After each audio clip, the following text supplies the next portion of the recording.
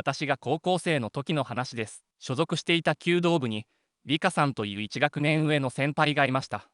君、もしかしてふとに見えないものが見えたりする？入部してすぐに理香先輩が、他の部員には聞こえないように、こっそりと訪ねてきた時は驚きました。私は幼少時から、不思議なものを見たり聞いたりすることがあったのです。経験上、そういうことを他人に話すとおかしなやつだと思われるだけなので、むやみに話さないようにしていたのです。しかし、理科先輩の切れ長の涼やかな目で見つめられると、はい、実は、と、包み隠さずに話していました。最後に、見えてもあまり気にしないことにしています、と、付け加えると、その方がいいよ。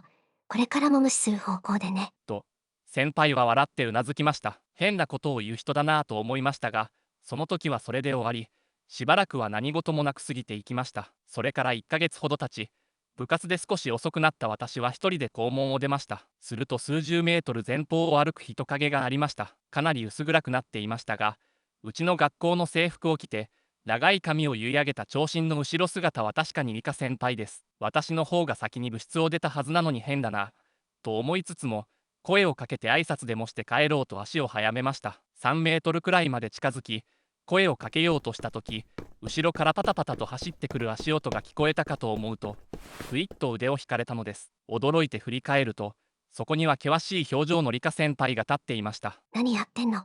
ダメだよ。と、厳しい口調で言われ、先輩。じゃああれは、慌てて前を見ると、さっきまで理科先輩だと思っていた後ろ姿はどこにもありません。目を離したのはほんの数秒、すぐに身を隠せる場所などない道です。呆然としている私に、無視する方向で。って言ったじゃん。と、先輩は小さく首を振りながらため息をつきました。帰る道すがら、理科先輩が話してくれたところによると、先輩自身は非常に強い霊感体質であること、見えると同時にやたらと引き寄せる体質でもあること、見えたり、引き寄せられてきたものは、先輩に対して危害を加えたりしない、またはできないようだということ、先輩には除霊やお祓いといった大麻的な力はない。私に関しては、見ることはできても引き寄せたりしない。先輩が引き寄せたもののうち、私が見えることに気づいたたちの悪い輩がちょっかいをかけてくることがあるのだそうで、これからはちょっとでもおかしいと感じたものや現象は徹底的に無視するんだよ。そうすれば諦めて離れていくから。と念を押されました。先輩は幼い頃はよくそんな話をして、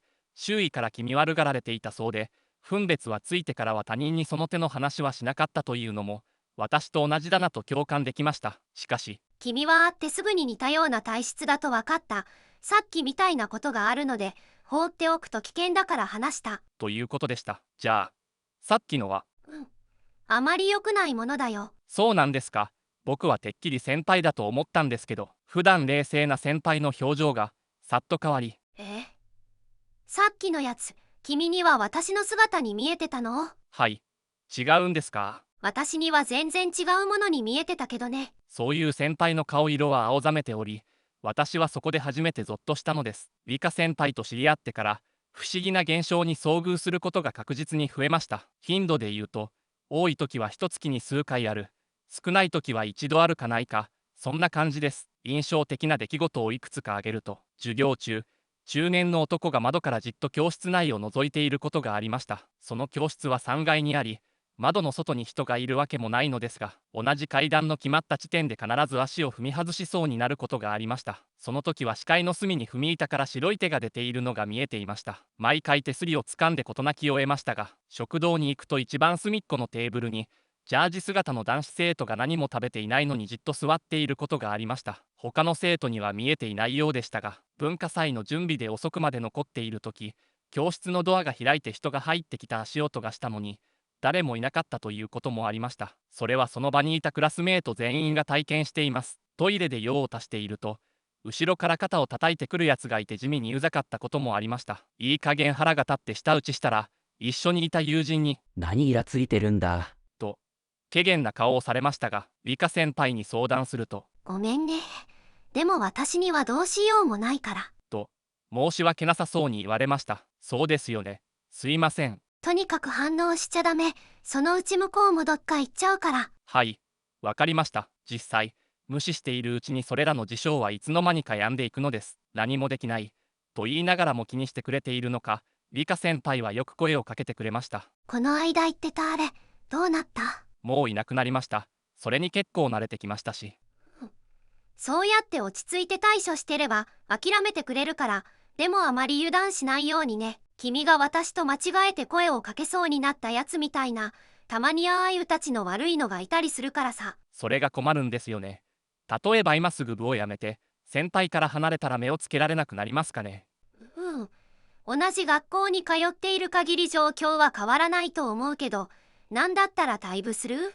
もしかしたらそういったことはなくなるかもしれないよ。保証はできないけど。いえ、スルーするコツも分かりましたし、大丈夫っす。こんなやり取りをしながら部活を続けました。しょっちゅう親しげに話をしている私と理科先輩の仲を妙に勘ぐる部員やクラスメートもいましたが、話している内容を知ったらどんな反応をしたでしょうか。力の強い人のそばにいると共鳴してこちらの能力もレベルアップするとよく聞きますが、確かに理科先輩と関わるようになってから私自身のそういう力も強化されているようでした。害のあるものとないものが大雑把には見分けられるようになったり、見ないでおこうと思えば完璧にではありませんが感覚を遮断できるくらいにはなったのです。ただ自己主張の強いやつには効き目はありませんでしたが、一度道場で雑巾掛けをしている時に長い黒髪、青白い顔に恨めしげな表情、白い着物といった見るからにザ・幽霊といったいでたちの女が目の前の壁からいきなり出てきた時は肝を潰しました。思わず悲鳴を上げそうになった時、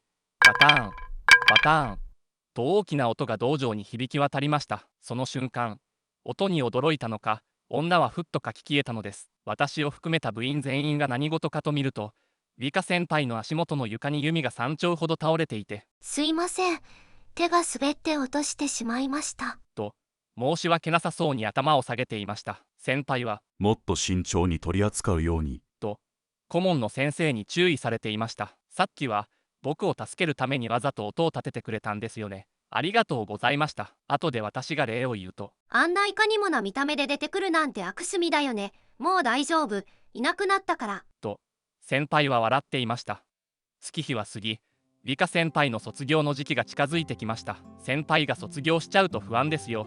守ってくれる人がいなくなるじゃないですか。いやいや、私は守ることなんてできないって言ったじゃん。だいたい引き寄せる私がいなくなるんだから、君もこれからは安泰ってことでしょ。ああ、そういうことになるんですかね。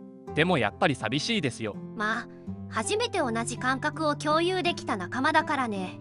私もなんだかんだ楽しかったよ。残り少ない日々を惜しみつつ、よくそんなことを話して2人で笑い合いました。私が無事3年生に進級し、理科先輩が卒業した後は学校で不思議な出来事に遭うことはなくなりました。理科先輩は遠方の大学に入学して就職も結婚もそちらの方でしたと噂で聞きました。彼女の行く先々で関わった人たちの中にも私のように巻き添えを食った人がいるんでしょうか。